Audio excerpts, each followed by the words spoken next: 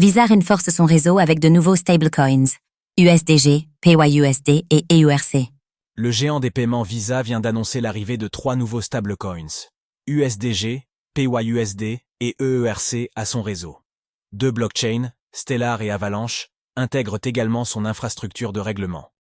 Une avancée qui intervient alors que les transferts en stablecoins ont atteint 27 600 milliards de dollars en 2024, dépassant le volume de Visa lui-même.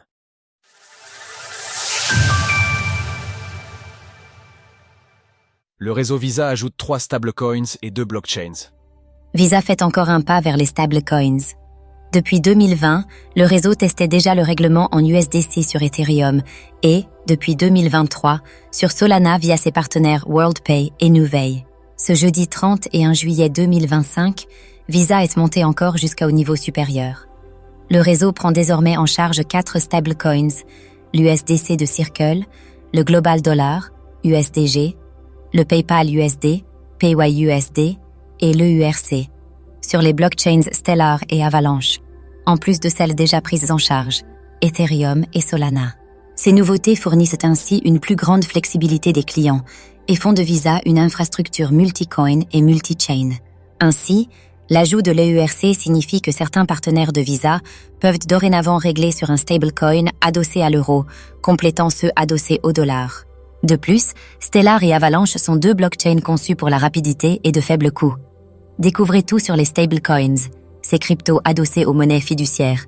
Rubail Birwadker, responsable global des partenariats de croissance chez Visa, se réjouit de cette évolution. Nous pensons que lorsque les stablecoins sont dignes de confiance, évolutifs et interopérables, ils peuvent transformer la façon dont l'argent circule dans le monde. Visa adapte sa stratégie stablecoin à la réglementation. Le timing n'est pas anodin. Aux États-Unis, le président Donald Trump a promulgué le 18 juillet dernier le Genius Act, premier cadre fédéral pour les stablecoins, qui impose à chaque stablecoin d'avoir une couverture des réserves à 100%, sous forme de dépôt bancaire ou de bons du trésor à court terme. Il oblige également les émetteurs à publier des attestations mensuelles validées par un auditeur tiers pour garantir la transparence. En Europe, l'intégration de EURC permet à Visa de coller au règlement MiCA, entré en vigueur le 30 juin 2024, tandis que l'USDG revendique déjà sa conformité à MiCA.